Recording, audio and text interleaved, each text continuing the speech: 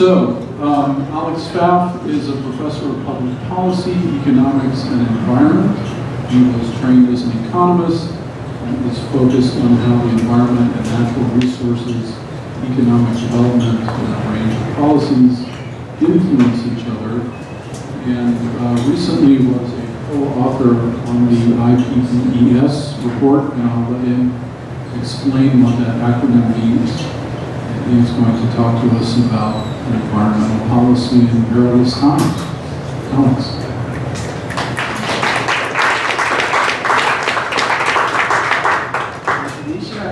Thank you all for coming out. Very kind of you. I don't know you at all. I don't know what your interests are. I already know what I'm going to say, and I don't need to hear it again. So I've heard that the tradition is, to have people wait for questions, but I have to admit that I'd much rather, if you had any question or any option, you ask me, we talk about it. It's super not interesting to talk to myself. So if anything that you would like to raise, that's why I'm here with you instead of just sitting in my office. So I'm Alex. I'm an economist. And what is IPBES?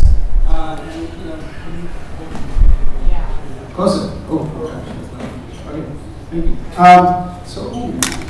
that too close? All right. You tell me. Okay, so I got the chance to be one of many coordinating lead authors, meaning people who ran a chapter of this global assessment of the IPBES or IPBES. Ask me someday why you have to say IPBES. Global assessment. So what is the IPBES global assessment? You may have heard of the IPCC, the Intergovernmental Panel on Climate Change, which issues all these reports on the atmosphere is falling apart and climate change is coming. Received the Nobel Prize, if I'm not mistaken, with Al Gore and many others. So that's climate change. IPBES is the Intergovernmental Panel on Biodiversity and Ecosystem Services, which I think of as not only the atmosphere falls apart. Right, so the rest of the world could be falling apart too. We should probably think about which policies we need other than with respect to climate change. For those who are in this space, I think it follows on the Millennium ecosystem assessment. And I'm a social scientist, and it's relatively new, and we're a relatively small group within this. I think it's driven by ecologists, but I was delighted to have a chance to join a heck of a lot of leading ecologists to put this out. So, okay, who are all these people? A lot of people, Team GA, kind of like Team GB in the Olympics, Team Global Assessment. Many countries. There were 3 co-chairs, 2 were ecologists. You can see about, only a third social scientists, a third women. It looks to me like the women who are social scientists only get gray. I don't know why that is. I didn't make this. Like many hours, I can tell you that's true. I tried to avoid many of the meetings, and it was still a lot of hours. And there's just so many facts. There's actually citations. This is super not fake news. And to be honest, one of the reasons I stuck with it is that as far as I can tell, we're trying to deny the idea that there are facts. So to me, one of the more important things here is that over 100 governments had to approve the publication. So in some sense, over 100 governments have said there are a set of facts we're willing to agree to. It's not that they aren't negotiated. I could tell some stories later. But negotiating facts is an interesting idea. But there are at least, it's really thick, and there's a lot of statements, and someone says, we think those things are true. Now, does that affect policy? Well, the US just dropped out of the Paris COP, right? So it's not clear that facts affect policy, because there's many different perspectives, et cetera, and I don't have to take a political position, but in my view, it is important that we at least start with some facts. So I think that's the science and society sort of base, at least for me, for being involved in this. So, what is the message from this very large group? Again, I wasn't leading just a chapter. Nature underpins and sustains human quality of life. So this is really a marketing statement, right? Like, this matters for you. You might care about the species per se, and that's excellent, and many of the people producing it did, but we also are trying to warn you that if we blow away nature, you're blowing away your future quality of life. And then this is one of my favorite official slides. The fabric of life on Earth is deteriorating, and I don't actually know which piece of fabric this is. Like, I kind of feel like this is like an Indiana Jones movie where he finds the fabric, and it's sort of falling apart. Like the modern version would be, Rock trying to thread the needle, but his muscles are too, thick. So I think this is a sort of ridiculous picture, but so let's go on. So big picture, trends are really not good. So this is sort of a classic picture. It looks pretty now, but it's all going downhill, right? That's sort of the idea of that picture, I think. So these are statements from the Summary for Policymakers. So the biosphere is being altered to an unparalleled degree, and there's just so many facts of that type. Biodiversity is definitely biodiversity focused. We have people with super duper leaders in biodiversity, so if you're interested, you might want to go to the details there. Is declining faster than at any time in human history. And none of this will inherently shock you. That said, nature's working hard. The contributions to human quality of life are probably higher now than they ever have been. There are more people drawing on nature and getting more out of it than has ever been true. So this is all good, right? We like eating. Eating is good. And while we're at it, right? Here's to nature, right? Cheers, right? Thank you. Pay some respect. But there's trade-offs. I mean, it really is finite. As much as we'd love to ignore it, it's finite. And so we're getting all this stuff at the expense of what? Other things now, like water quality now, for instance, and all sorts of stuff in the future. So this is definitely not your mother's sustainable development. So sustainable development, right, as coined in 1972 in Copenhagen, was that first statement in which we deny trade-offs. We say, what we need? We need to meet all the needs of today without jeopardizing the ability to meet the needs of the future. And shockingly, just like guns and butter on the campaign trail, everybody agreed, right? So it's like, we should have more always. What do you think? And yeah, great. And in a way, what I think is the challenge is to get serious about how you would get people to actually try to do these things. So that's kind of my angle on this report. Okay, so this is what it means that nature is providing a lot of things. I mean, these are really good things, right? Like that's a lot of production, and people are very, very happy this production is happening. I think if you look at the potential capital intensity of some of this, and of course, you go around the world, it's a lot more labor intensive in developing countries where I do almost all my work. And it's hard to argue that no one's not happy to have food and clothing and things to build shelter, right? So this is all good. The question comes down to how do you get it and how long will it last? So I think those are the tough questions, and there's a bunch of statistics here that are not positive. The biosphere and atmosphere upon which we depend has been deeply reconfigured. And I'll say this picture looks a lot more like a tropical forest, maybe Latin America, that's been just destroyed for mining. And whereas we do need to eat, I'll just say it's not totally obvious I need the gold in this ring. The ring I'm very happy with. I'll have to say that on tape for my wife. But the gold is not totally obvious, right? And so it's not clear we're getting that much out of destroying this landscape. And there's a lot of landscapes like that now. And mining is going to keep going. If not for gold, think about rare earths that go into that cell phone that you either do or don't need. So tons of the land area around the world has now been altered. Right? There's not that many empty places left. It's easy to forget there's a big ocean out there. We're affecting it ever more, wetlands in particular. So I'm not going to give all the stats. I'll just say there are a ton of stats in this report for those who are interested, but basically the trends are not good. There are very few parts of nature that you can imagine looking more sustained now or sustainable than, say, 10. Our ambit was 50 years. So over the last 50 years, data were not so great 50 years ago. So at least 20, 30 years, it's looking pretty solid. Trends are down, except for the extraction, as I showed you, which it's up. And this group was obviously very expert in documenting things like this. And there was a slide in the advertisement for the talk about extinction rates. But more species are threatened, and that's not surprising. So that's the sort of summary of the trends. My being a social scientist, I'm not the super expert on the details of those trends. I'm more thinking about, boy, do I not want to be part of another report in 10 years that says, oh, look, it's the same or worse, which I think is what's going to happen if we don't get more serious about using our resources. Okay. So it's easy to see why, right? People take lovely pictures for this group. I do appreciate that. Okay, so I'm in the drivers group, and at this very high level, there are certain numbers that have been generated, and if you're interested on sort of what's causing all this. So at the super high level, land use and sea use, direct exploitation. Think of fishing, think about hunting, think about taking plants directly out of nature for use. Climate change, of course, is now catching up as a potential influence. Pollution is huge, and invasive species is an ever larger big deal. For sure, one of the biggest trends in the last 30 years is increasing flow around the world. Flow of people around the world and flow of goods and trade around the world.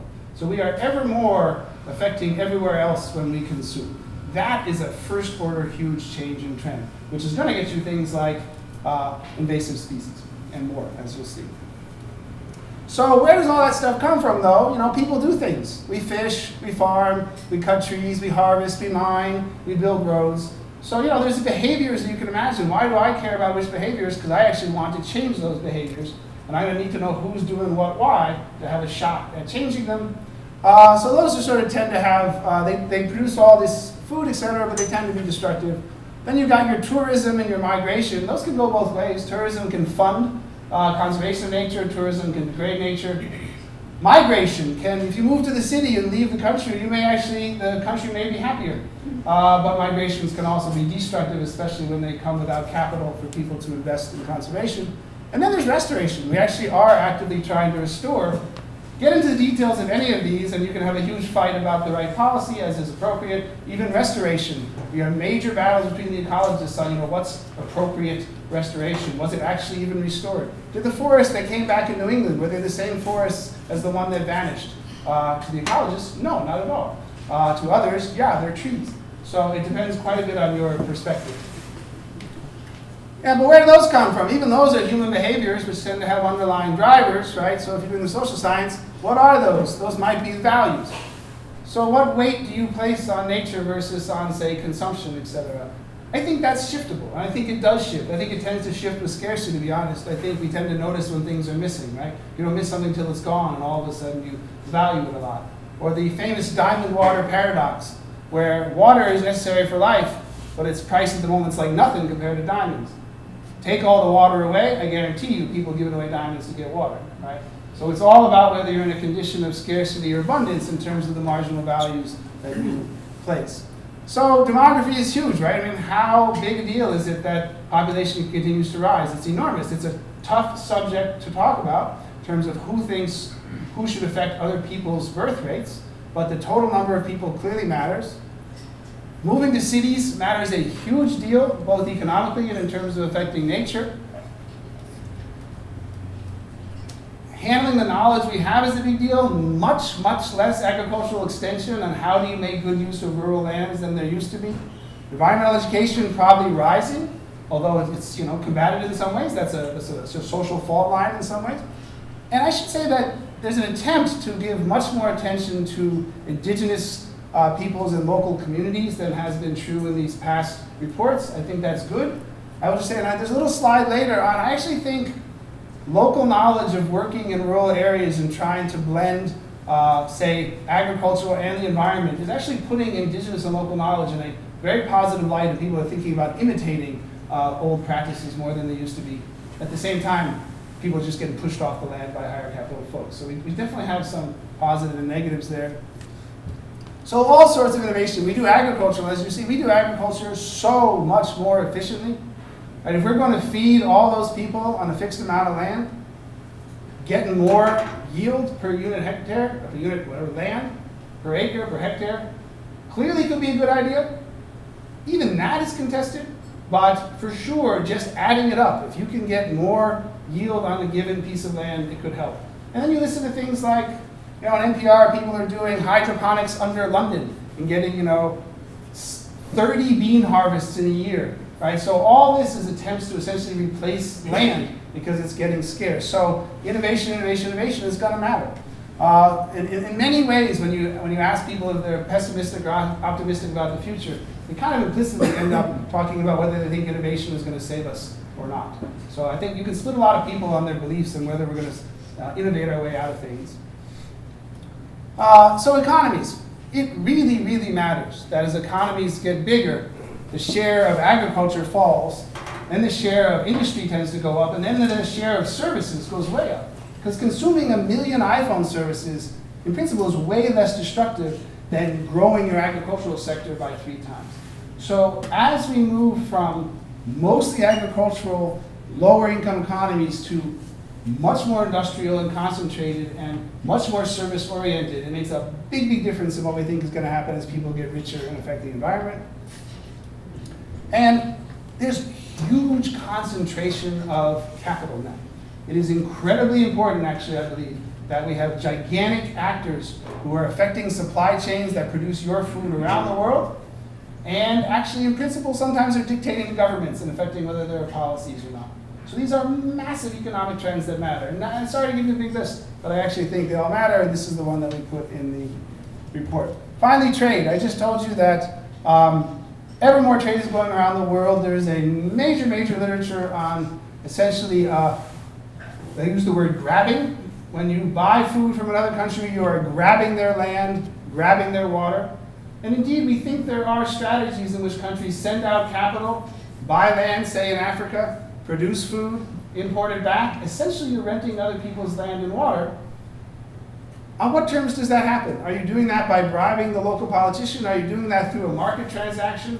Does the local person who sold you that land or rented it to you get a lot of the payoff? Those dynamics are actually going to make a huge difference for what you see for the environment and for poor countries around the country and around the world in the next 20 years. And finally, financial flows. This is something I learned in this area. So now we knew that remittances are a big deal. Many people are moving, they send back money. Thinking about when people move out of rural areas, does that inherently take the pressure off of rural forests, for instance? No, not if they send back money and allow other people to invest. And the tax havens, this thing I did not know. Tons of the illegal fishing around the world is funded by money that's coming out of tax havens, and thus makes it essentially impossible to regulate and block. So if you cannot actually block cash flowing around the world, it's a heck of a lot harder to give the incentives that I'm about to talk about. So I hadn't actually been aware that there were such big flows. And apparently a lot of the production in the southern Brazilian Amazon also has come from investment through these tax havens. You may have noticed things in the paper like universities saying they're greening themselves, but yet their endowments have a lot of money in soy production in the Brazilian Amazon, for instance. And that's not a tax haven, but it's an issue of large capital funds flow, distinct from claims made about the behavior of what I'm doing on campus. So lots of things to track. So to my mind, it's super easy to say, hey, gosh, we should do something. And super easy to do something and have it accomplish nothing. So that is kind of where I think we need to go beyond saying, wow, we should really do something. People should be aware. We've been saying that for a long time, right? Rachel Carson said that, right? The Club of Rome said that. Limits to Growth said that. Like, we've been saying these things for 50 years. The whole period we were supposed to review, people have been saying, oh gosh, we should really do something, right? And what I think we might be failing to do is learn from when we tried to do something and it didn't work. What do we got to do next? I think that's the frontier that we're at. Okay. Maybe it's okay. Okay, fancy drawing. So things that we have seen. So let's go a little bit more positive. Have we ever managed to solve some of these issues? Do we see ongoing degradation? We do. Have we seen stabilization? We have. Have we seen stabilization and recovery? We have. It's super not random where you see this. So for instance, this comes out of the World Bank. Natural capital, you can just ask a million questions about this all day, but some form of measure of sort of the natural resource environmental assets. In richer countries, it's actually been growing in these 20 years. Middle income kind of flat, lower falling. And you know that developing countries are often sort of selling commodities, for instance. But to first order this says, not only are we richer, but now we are actually building up our natural capital base for the future. We are poorer, and we are basically selling off our nature. Same thing here with a bunch of particular points, but like what can you see? For instance, we know Saudi Arabia is selling off natural assets. That's called sell oil, right? But even Aramco, right, which is selling off, is worried about threats to the income coming from that liquidation of those liquid assets, and is thinking about investing in diversification of how do you produce income. So clearly these guys are selling off their income. They have negative growth of their natural assets, but they have pretty high income. What about these folks? So Ghana, Laos, Chad, Niger. Not only are we low income, but we appear to be liquidating our natural resource base. So when in the United States, in some of these countries, say Norway, when all of a sudden we're consuming better, and the magic is that we're not degrading our natural resources in Norway, it's not so shocking if it means that because we're actually taking them from other places, right? So the flow around the world thing is a huge factor as you think about how the environment is going to play out across the globe, okay? So here's a bunch of facts to go in that direction. See if I can convince you. These came from, these I think are in something for policymakers. So here's a big shock. Rich countries are rich. Okay, good. So purple is royal, that's rich. Red is alarming, that's poor. So GDP is higher for rich people, duh, by definition. And guess what? They consume a lot, same definition. And here's middle income kind of in the middle. The dots are sort of the global average. Okay, but now here's the interesting part. So here we are consuming everything. No doubt we're extracting it in our own countries. Whoops, not true. In fact, a lot of the extraction is coming out of those middle income countries. Not so much out of the poor, where you don't even have that much labor and capital action going, but also not out of the rich, which is to say we're importing. Right? So these are big picture stats. So I told you that, and you might have nodded, but it's really true. Right? So that's where the extraction is coming from. So you are sending us your nature, and thank you very much. And by the way, that might be a good deal, depending on the terms of trade. In which case you want to think about supply chains, like when Walmart says, I'm the biggest seller of organic food, which I think it is in the US. Who do you think captures the surplus in that supply chain? The small producer who incurs the cost to go organic, or the gigantic firm that has 8 billion goods that can threaten anyone with lowering costs? Probably want to vote option 2, right? So thinking about, as you worry, if you worry about, not only the environment, but also how do poor people get along, and then potentially, degrade the environment if they're not getting along around the world, we really, really want to think about these global interactions, at least in my point of view. Okay, so many ways to make you export things to us. One is buy your stuff. Here's one that looks nice, right? Protection of key biodiversity areas. What is weird about this? Poor countries had more protected areas than rich early on. Why is that? That's actually another way for you to export things to us. It says, you know what? We cut down our forests. We'd really like you to keep that biodiversity. How about, as a condition of World Bank loans, you have a protected area and you just stop cutting down your forest? That's a really good deal for the globe because you're exporting global public goods, species existence, carbon emissions, but you're essentially imposing it. You're essentially saying, you know what? We had a Homestead Act, which was, go forth and cut everything down and you shall get property rights in the West. I mean, that's what it was, right? And when Brazil has this famous phrase, take people without land to land without people, my thesis is on the Brazilian Amazon, and it's all about spread, spread, spread, exactly like the Homestead Act, right? So when Bolsonaro says, geez, didn't you do this? The answer is yes, right? So, but these international institutions saying, hey, wait a second, you have these global public goods, couldn't you please stop destroying them for us? Again, the issue is on what terms, right? So early on, we're saying, geez, hey, don't cut that down. And even now, the poorest countries have the same protected areas as the middle income. Eventually, the richer countries are going ahead. So, you might not believe me. You might say, hey, you know what, you're very naysayer. You're saying that we're imposing protected areas on people. And by the way, I'm a huge protected area fan. And study them all the time, which ones work, which ones don't, as you will soon see. But if you were to believe me, you would say, hey, you know what, I bet you will impose that they save the environment that helps the world. But we don't really care if they save the environment that only affects them, right? That would be my cynical prediction, which looks like it's true. So here's the air pollution. And it's like, yeah, you should have protected areas, but you know what? Pollute all you want, because that doesn't bother me whatsoever. You're the one, look at the 10 dirtiest cities in the world. I think 7 are in India. I think some are in China. We're not that worried about it. We are not affected by that. Right? Protected areas, yes, please protect global public goods. But you know what? If you want to have dirty air while you produce, that's fine. We've cleaned ours up. So it's super not random. I don't have a view of what the truth is. You all have different views, but I think it's important to recognize these interactions as we try to solve these problems as a globe. And they won't get solved if we don't solve them as a globe.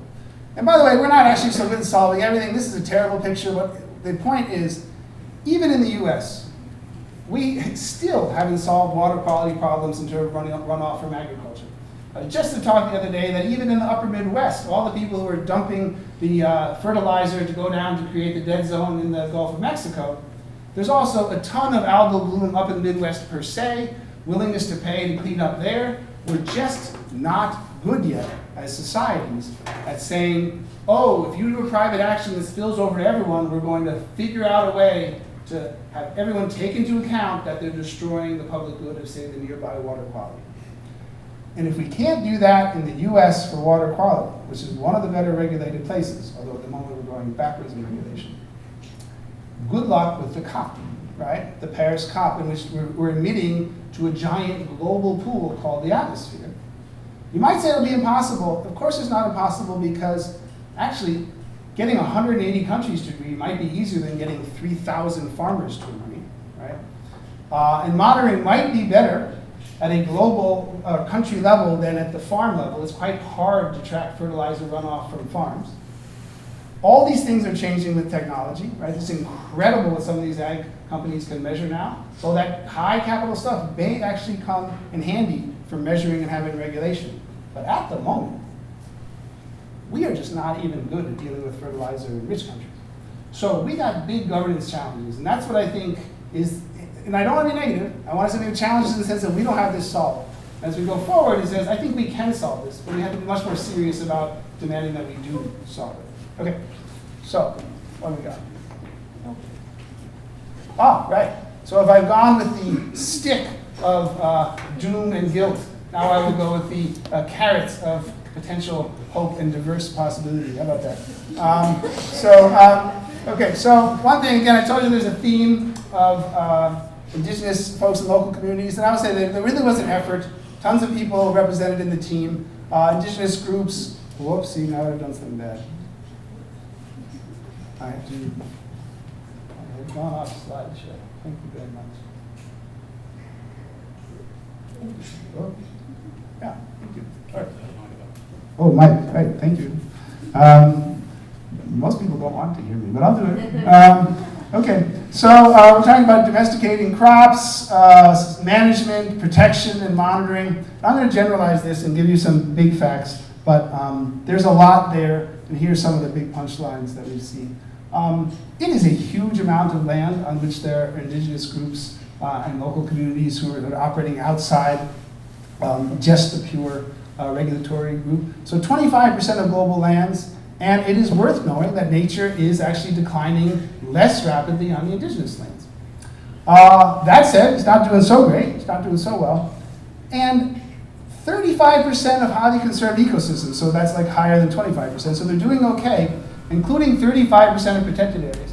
And I actually think this is in part pointing the way forward. I think what we have seen is that if there are people who have a stake in local lands, it can make a huge difference as to whether people monitor them and enforce rules.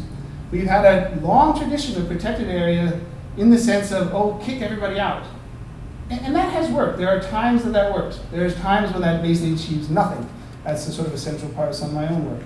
But working with folks who are on the ground and have a stake in local outcomes can have a surprisingly big effect on actually getting things to be saved on the ground. And so I think it's not actually surprising that places where you have low density groups with high local knowledge of the ecosystem in question, is that a question?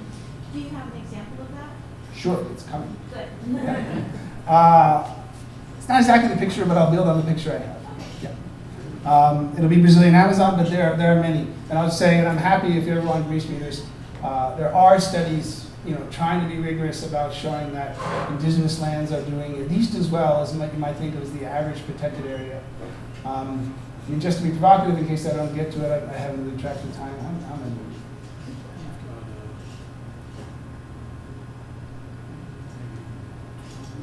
Okay, all right, yeah, I might get there. But even logging concessions have actually done better than protected areas sometimes, which I actually think is related. So I'll try to come back to that. So yeah, thank you for asking. I will. It's when I mentioned Chico Mendes, so if I forget, please get me. Okay, so, and this point I think is a really big deal. We also have a tradition of like do crops and not environment, or do environment and not crops. But the agroforestry thing, in which you combine having some natural services and also doing crops under it, like shade-grown coffee, and any number of other agroforestry stories, really follows a very long tradition of indigenous groups and local communities. So that, I think that knowledge is being elevated. Although I do not want to be too happy about this. For sure, there are indigenous groups losing a lot of rights, including currently in the Brazilian Amazon, very obviously, and I think it's a highly debated issue in Bolivia at the moment, I would say. So it is an ongoing, active issue. But just knowledge-wise, and in terms of people interacting with the forest in ways that hold off destructive development, I think it's worth seeing, in my own, again, opinion. Okay. I love this picture. This is like the Harry Potter picture, right? So it's like, this must be, you know, Dumbledorito, the little thing. And so obviously it's just thinking of all future scenarios. It's a very wise owl.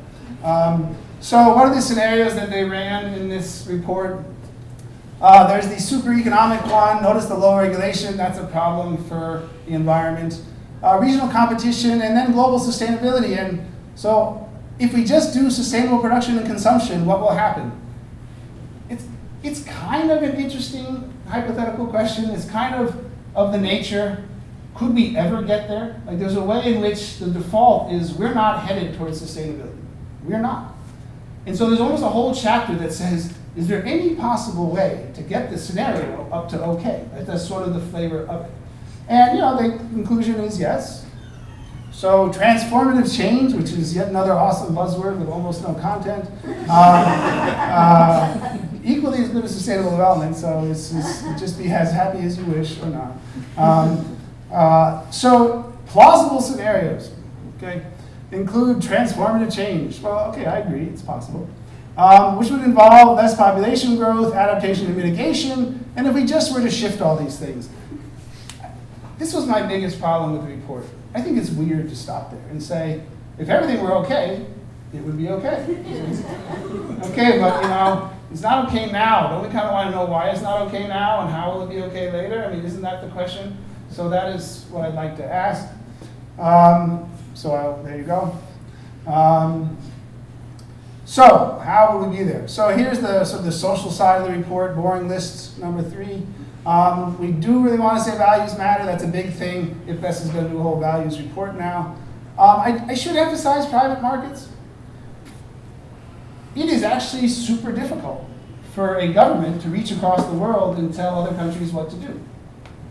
It doesn't appear to be that difficult for private firms to do that, right? Apple's dealing super, super close with China, right?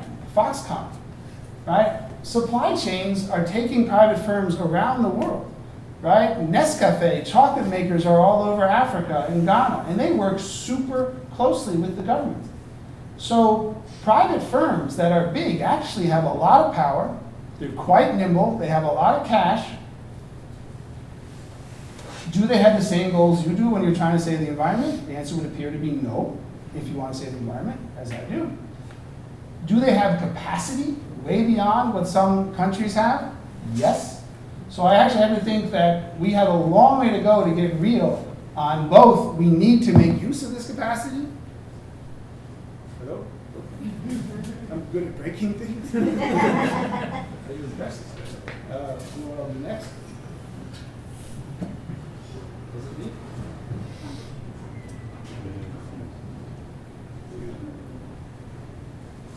I'm happy to keep talking.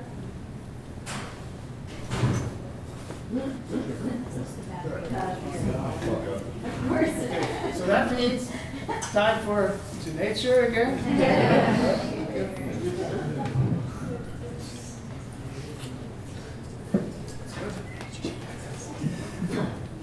Sorry for the pause. I think you can hear me, but I think it's an issue of recording. You can't hear me. I can hear you. You can hear me, thank you. I think it's a recording thing. You know, everybody needs this stuff.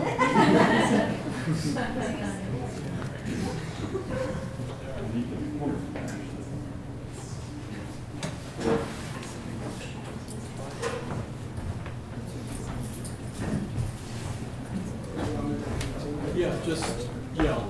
Yeah, okay, all right. Wow. Okay, so so I think we need to realize that governments are super slow often to get started, and firms can be much faster. That said, what they get done faster are the things they want to get done, which tend to be different from the ones the government was aiming for in the first place. I believe that public-private partnerships are going to be a big part, actually, of managing land use and the environment around the world. So that's the market story, all right? Thank you. Perfect. So local community coordination, we would be remiss if we don't point out someone like Elinor Ostrom, who was the political scientist who got an economics Nobel Prize, for essentially looking out the window and saying, well, that's very nice, all you famous, I'll just say it, white male modelers, and look how you've proved that it's impossible to save, except for looking out the window and people actually do save their local environment. Which is to say, when water quality gets bad, when trees get cut, when we've degraded our soil, for a long time in a lot of places, communities have actually basically gotten together and built their own mini-governments. Said, I will monitor you, I will punish you, you will do the same to me. We will govern the commons, that was the name of the 1990 book. So we know that it is possible to build local institutions and monitor in a developed but yet maintain the environmental natural resource-based way. Leading to the question, could we do that for the global commons, right? And it's not clear that we can't.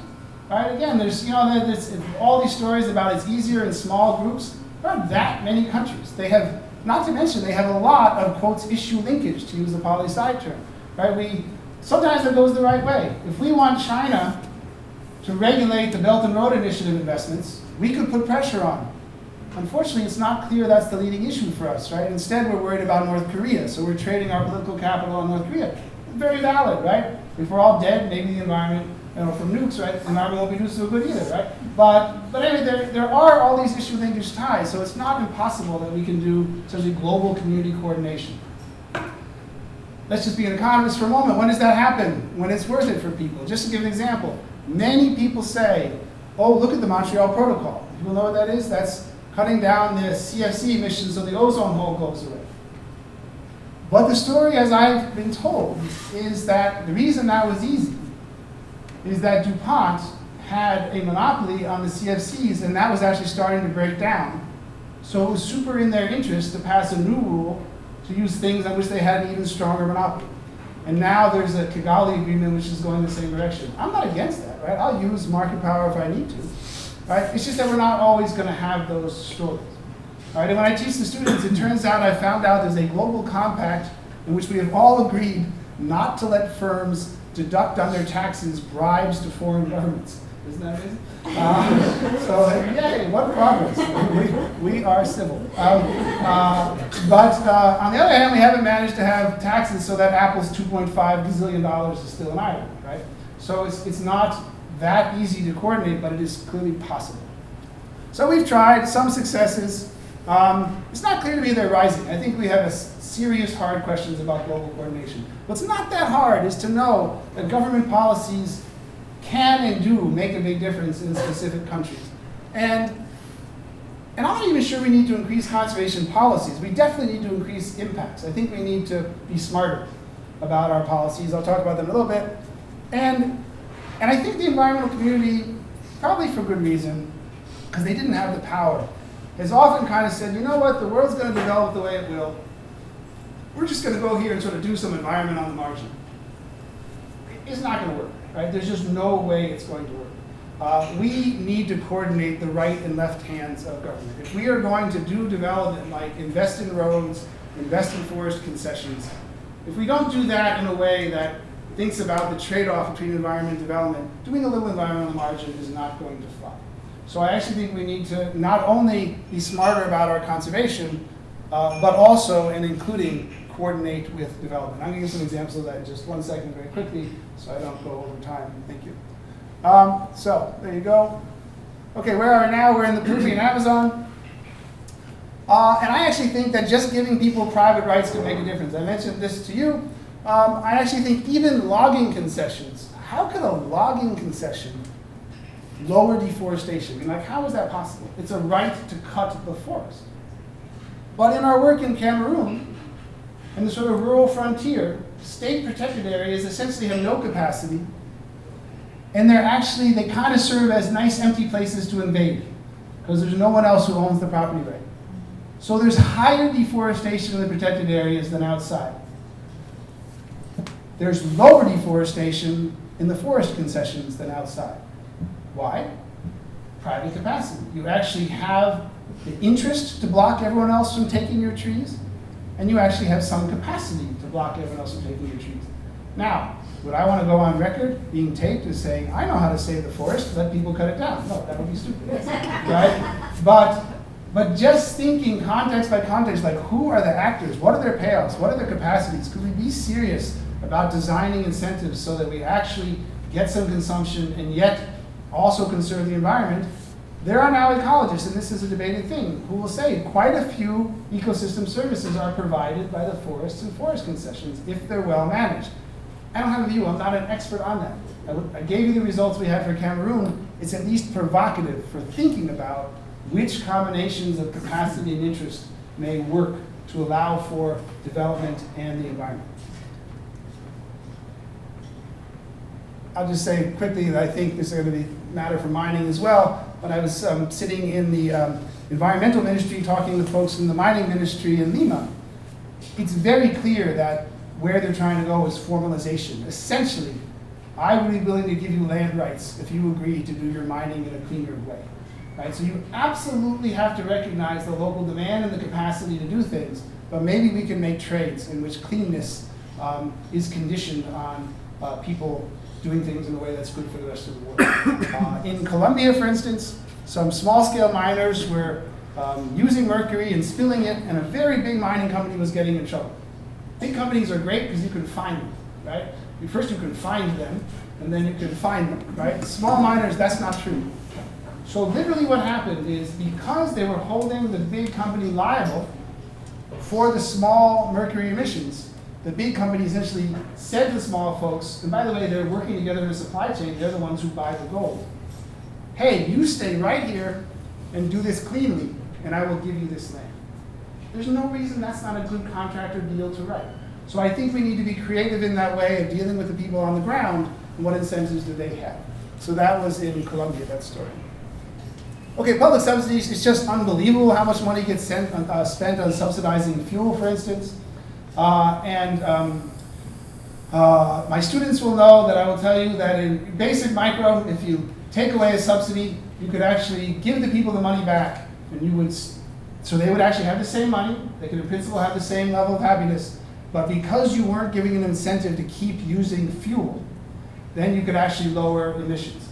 So simple things that we do in basic micro about remove the incentive to use dirty technologies. We get the politics. You want to help poor people, right? You're going to get thrown out if you get rid of helping poor people. But you could do that in a way where you don't give them a price incentive to destroy the environment. So that one is super clear, kind of starting to happen.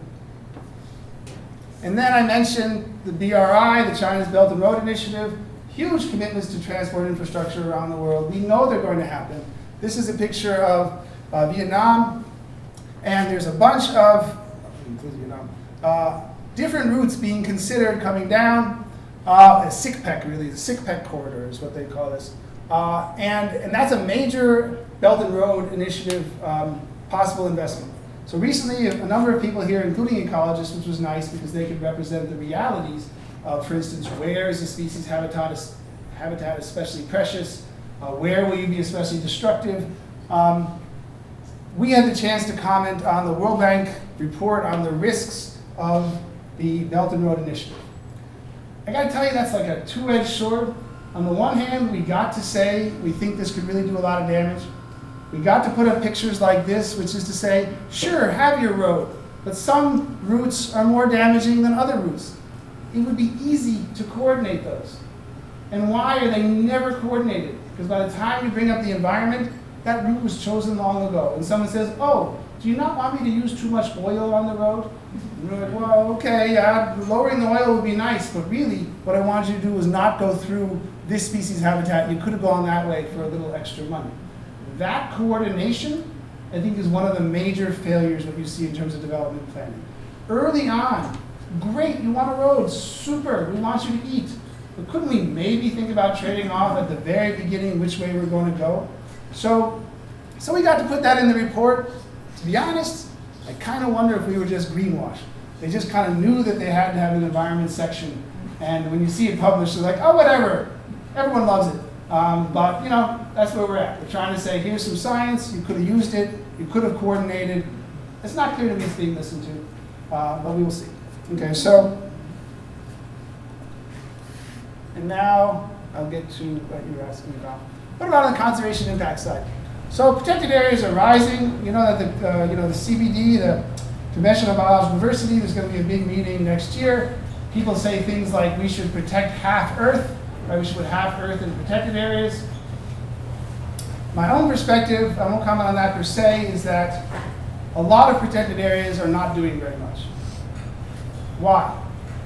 Because if someone says, I want to put a protected area here, they're basically saying, I would like to kick you out so that you don't produce anything, you don't have any income. And that's understandable. But it's also understandable that people don't want that. So what happens? They tend to push back. So where do the protected areas end up? Very, very far away. In very isolated places where you can take very beautiful pictures. And they look really good. The only thing is, if you go outside the protected area, you wouldn't know. Because it's so isolated that there's nothing going on out there anyway. Which is to say the protected area is doing nothing. Right? It's fully forested in a place that would have been fully forested anyway. Right? So we've done a lot of that. And the reason we do that is that people don't want their livelihoods blocked. Duh. Right? So we need to somehow figure out a way to balance those. And while we're at it, I should say there's also a bunch of work now on protected areas disappearing. And it's the same kind of story. Conservation International does work like that, and I work with them. So, but they're quite variable in impact. How are they variable in impact? Depends where they are. And here's where we'll get to the indigenous lands. This is the Chico Mendes Extractive Reserve. It's not really labeled very well. Here is the Interoceanic Highway. There's not a lot of protected areas that are right next to highways. It's an extractive reserve, which actually means you're allowed smallholders, who were the rubber tappers led by Chico Mendes at the time. I don't know how many people remember Chico Mendes, but he at one point testified in the US Congress. He was later shot by ranchers because he was essentially standing in their way. But the rubber tappers were given the legal right to have this reserve for extraction. And you can get reactions and they're not unreasonable. Oh look, it's kind of a crappy protected area. There's bits of deforestation all around it. That's true. It's legal because it's an extractive reserve. What I would say, and we have in a paper, is that this thing is blocking more deforestation than almost any protected area I've ever seen. Right? Because if you didn't have it, all this is gone. You can see it all around it, it's gone. So when do protected areas have impact? When they're actually in the action and they're actually blocking somebody. They don't have impact when they're super, super far away and they're blocking nobody. Now coming to the indigenous stories. If we look, say, in Pará, which is to the east here, a number of those indigenous lands, they weren't cited because there was a debate about where they should go. They were cited because the indigenous group was already there. And sometimes that allows for, oh look, there's a protected area, even though there's some development coming. And when those get well defended, which can include defense by the indigenous groups, can be quite fierce if you enter in, then you're actually right there in the way of development, and you actually, there's a number of pictures we can see for, say, Pará State, which I'd be happy to send, in which we see that, to my logic, to first order, because they were put where people were, and not pushed off to where there was nobody. When they're well defended, they actually have significant impact. So it's, and I'm happy to send things if you want to follow up. So anyway, we can find those around the world. This is an extractive reserve, which is not an indigenous reserve, but it's similar in the following way. An extractive reserve allows a certain group of people the right to do a small amount of extraction. That's also true in the indigenous lands. It's under a different contract, so to speak, than a strict protected area that kicks everybody else out. So, to my view, if you look around the world, it is certainly not always true that letting smallholders in helps protected areas. But it is certainly true in many places around the world. Okay, so some form of figuring out how to seriously balance local needs and protection, I believe, increasingly is shown to be productive. Yeah, that's fine. Let me just give one quick comment on, say, payments for ecoservices. There's an increasing set of programs where we pay for ecosystem services. What's the classic? I'm downstream, my water quality is not good. You're upstream. I wish you wouldn't do things that get stuff in the water. Why? Either because I want to drink it, or because the siltation is ruining my dam. So I want to go up there and I want to pay you. And what do I say? I mean, just to give you a sense of the details, and this is what's missing in this report, which drives me nuts. Right? It's like, oh, payments could help. Yeah, payments could help. Who signs up for payments? Here's the contract. Your forest is standing. If your forest is standing in a year, I will pay you. What do you think signs up for that? The person who had a really high profit opportunity to cut the forest? Or the person who had forest on incredibly high slope and terrible soil and was never going to touch it anyway? Not that many awards for guessing group 2, right? And that turns out to be what's going on around the world. Pretty much the first order, these things are not doing that much because we're not thinking about who's signing up, what are their goals, how to make a trade-off in which we allow them to have the development, but we actually achieve something for the environment, instead of saying, oh, look, we did something, good for us. And I think I'm probably running out of time, so I'll just say, I think there's 2 constituencies that are leading to this failure.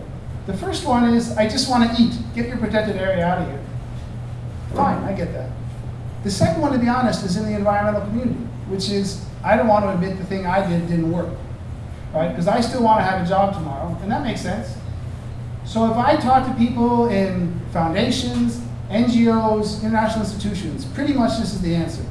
Please evaluate everyone else's environmental project because I want to save the world. Mine probably doesn't need to be evaluated so much, right? That's pretty much the deal, right? And I get that. But this sort of desperation to have happy false news is not actually good for the use of scarce resources trying to help the environment. That's actually where I think we're at. I think we have to admit that really cheap things, if it's too good to be true, it was too good to be true. Really cheap things probably didn't change a lot of the path of development. But we can actually do it, right? And when people say to me, you know, if I talk to scientists, I'm sort of fighting about, let's use science well. But someone pointed out to me, and I think this is right. If you look at this report and you're young, you might find it pretty depressing, like the world's all falling apart. And then I think we should turn it on its head, and I will stop, I'll just jump ahead and say, yeah, it's in our hands. But in fact, we know that if we do the smart things, we have shown that if you do the smart things, if you actually pay the cost and try hard to make a difference, you can turn the environment around. We're not doing that most of the time. We're not serious. We're not forcing governments to do that. We're not forcing state governments to do that. But it's super clear that we've shown that it's possible. So I would say for when I'm talking to a younger group, like, have hope. This is totally doable. But you're really going to have to push people to get government to work in the way that we want. And I'll stop there.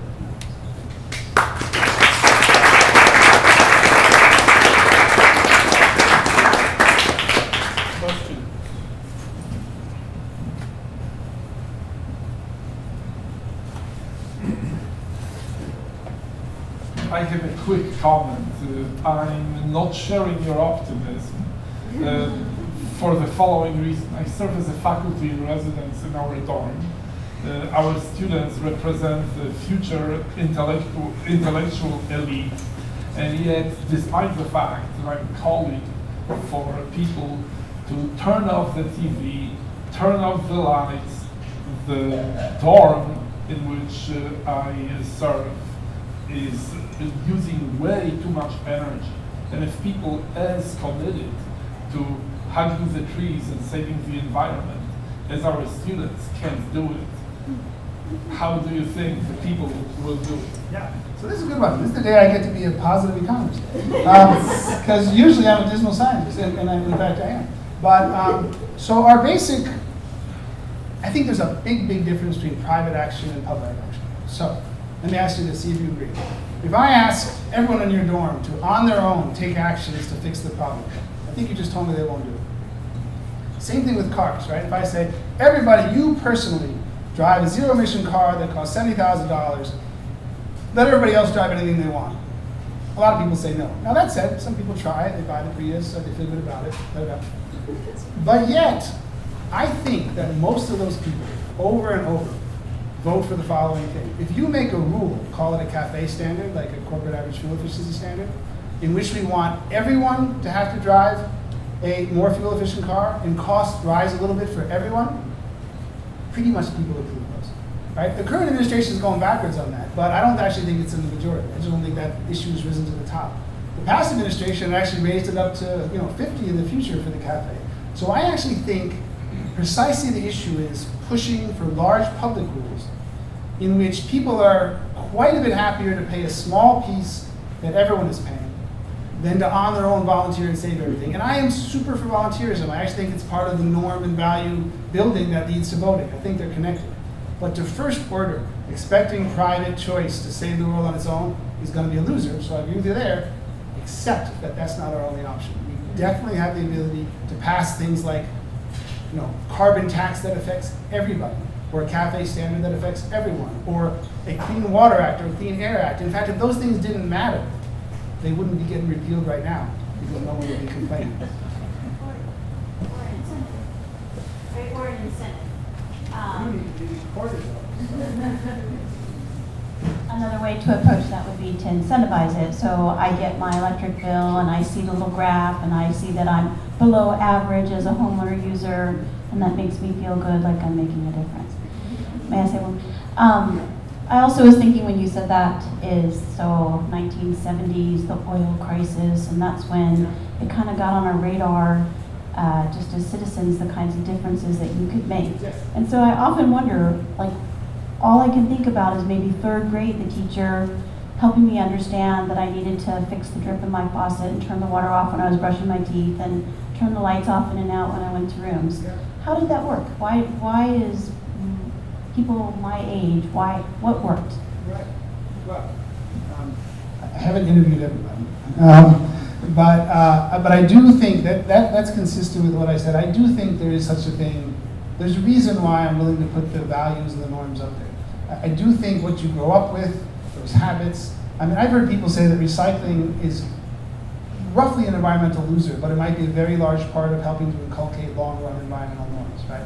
And when you do these behaviors, you start to think that's normal, right? Like, what food do you like? The food you grew up with, right? So many of those things I think are true, and I think there's a reason why there's a battle about what sort of environmental education should happen in schools, because maybe people have different points of view. But it can matter. It can matter in terms of what the next generation asks for, right?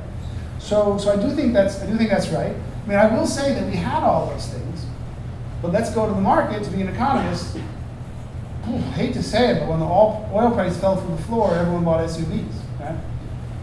I mean, they just did, right? I mean, like, no, of course, but I mean, like, what's the first order, right? I mean, you have car companies discontinuing sedans and only selling SUVs. So there's a huge heterogeneity also, so that's the first point. So not everyone, I'm not accusing you of being SUV owner.